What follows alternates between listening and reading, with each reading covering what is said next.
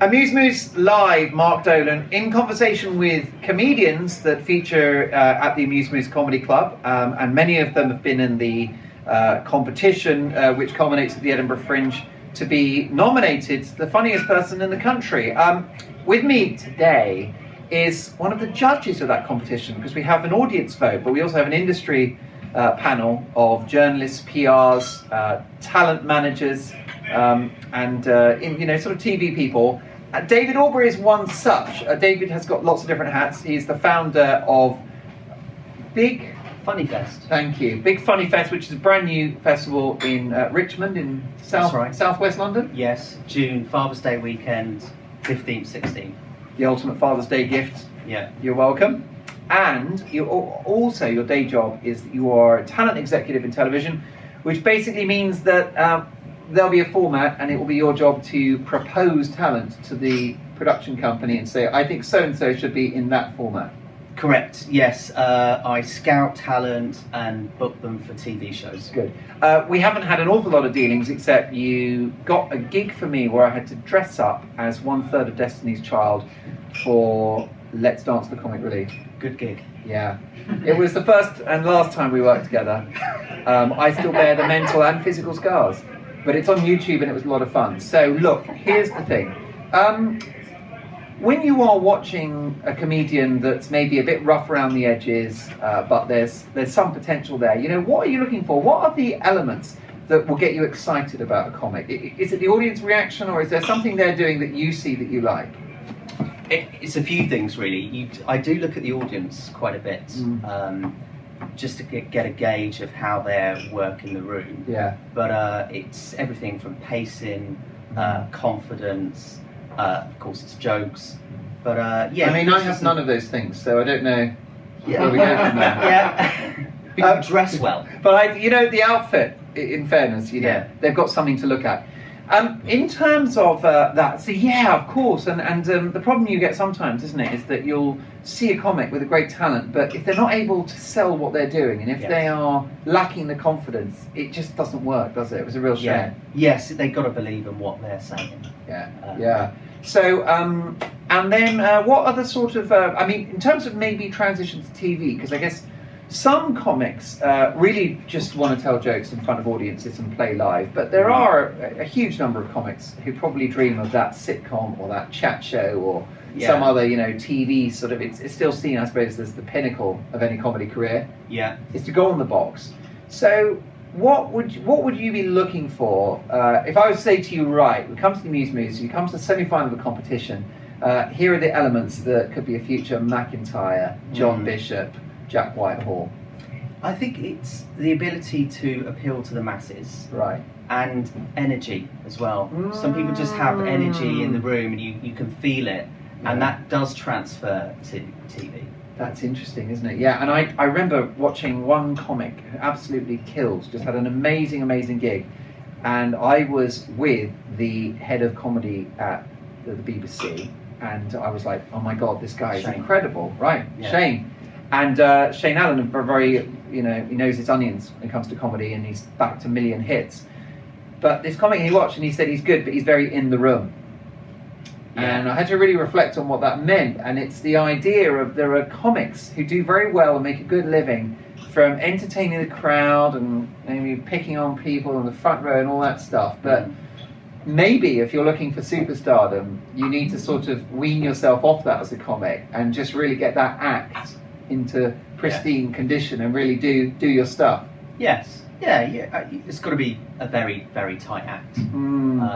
But yeah, I think there is in the room type comics. Yeah, and there are ones that you can see transfer to the screen that have a bit more about them. Yeah. I guess people don't realise, do they, just how constructed and how produced television is. It's a sort of processed product, isn't it? I always think that the stand-up is just like it's a steak, a T-bone probably, maybe a porterhouse in my case.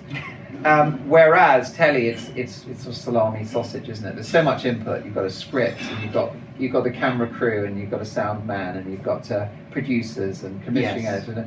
I wonder if, therefore, at a competition level, you're looking for someone who can deliver lines and deliver material have a script and sell it, and that's going to ties in with the energy side of it, I guess. Yeah, absolutely. Yeah, I think we've seen some people in the quarters and tonight in the semis that have the potential to move to telly because they can work in their act and become tighter. Yeah. What's more important, the material or the persona?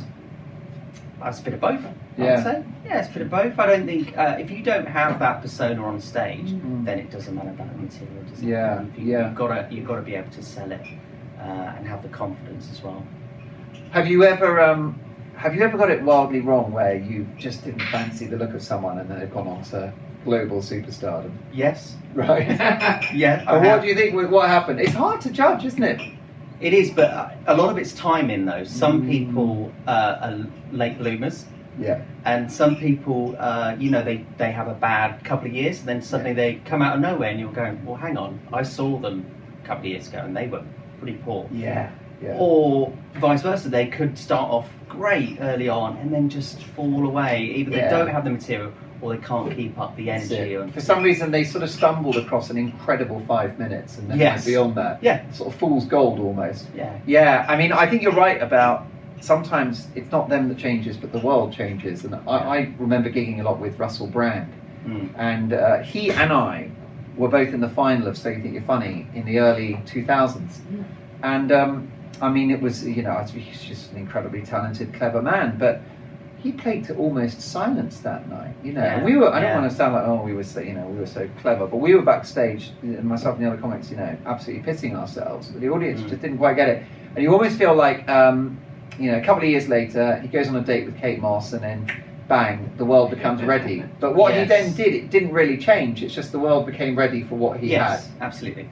Yeah. So, okay. And how about this experience for you? Does it help you, like, for example, telly's tricky when it comes to the sort of newbies, isn't it? Because you probably watch people all the time and go, oh, you're fantastic, but it's going to be 5 years before I can get you on any panel show or any other format.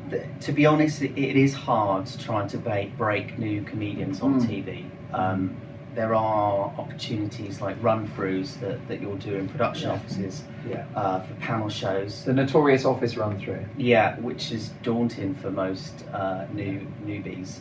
But there aren't many platforms for new comedians to break through. It does take quite a long time. It took Michael McIntyre, John Bishop, Mickey Flanagan, all these type of people. It took them a long time to break through. That's right.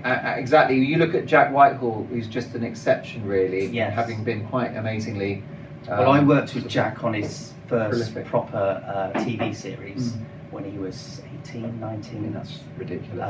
And look at him now. Yeah, and already at the beginning he seemed born to it, but I think comics shouldn't be despondent that they haven't made it by the time they're 18. Because it was just a freak. I mean, he's a freakish, amazing talent. So, a bit of luck and a bit of momentum along the way, isn't it? So, in terms of your festival, which is massively exciting, why, given that you've got your busy day job as a talent executive, would you go to the trouble of organising a live event outdoors in a muddy field? I mean, that sounds like a drag to me. I've asked myself that a few times recently, actually. Are you putting the tents up yourself, or have you got men? I've got men. These arms don't do tents. It's all up there, isn't it? Yeah, it's all up there. We're thinkers. That's what we're bringing to the party. Men like us. Yeah. We're great for chat. I've got people that do stuff. Okay. Yeah. So, I mean, I think it's a credit to you because you're creating a brilliant platform. It's going to be hopefully a successful business, but also you're giving. There's a big element where you're going to have new acts featuring, aren't you? Absolutely. I like the idea of giving new acts a platform. Yeah. Richmond doesn't have anything like this, and I don't think there is enough of this type of festival or show in London. So the beauty of the festival is that you can go and see any show, as many shows as you want. You're not buying a ticket to see a show, you're buying a ticket to go to a festival of comedy, and that's not something that exists really in London. Are you worried that the Richmond audiences are too posh for comedy? Because they're very happy and there's nothing to escape. They've got amazing lives. It's often voted one of the happiest boroughs in London or in the UK. Yeah. Yes, I think Richmond really embrace comedy. It's great. I've done a few gigs in Richmond and it rocks. It's a lovely part of our great city, and I think it's. But what's really nice is you found a part of London that hasn't had a big load of comedy happening, and definitely not a festival. So, bingo. Gap in the market, and it's the first one, right? It is, yeah. It's our first one. Hopefully, we can roll it out every year. And have you? I mean, you know, it's a big investment from you. Have you put some of your assets on the line? I mean, you've spoken to the bank about this. How much will you lose if it all goes tits up? The kid will probably have to go. Yeah, well, children are expensive. No, it's an investment. There's a business model there, a 5-year plan.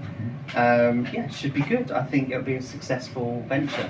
Got some great acts. No, I think it's going to be great. And then, so you've got some new acts, and then you let's get the some of the headline names, because you cut some brilliant people. Yes, yeah, we've got Hal Cruttenden. We've my got favourites. Yeah, Nish Kumar, amazing. Jason Byrne. Come on. Yeah, Mark Watson. Louisa Omilan. It's my second favourite Mark in the world. Second favourite Mark, yeah. Louisa. So it's all brilliant. But what I like about it, it's very curated, and I know that you're a connoisseur of comedy, and it's like, you know, you could have obviously had anyone kind of thing, but you've chosen comics that you really like. Yeah.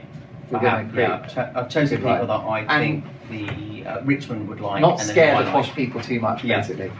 Yeah. David, it's massively exciting. Keep up the great work in television and live. And also keep dressing the way you do. I just think it's a good look. Thank you. I think you play to your strengths. I think the audience know that, and so do I. See you soon. Pleasure. Cheers, David.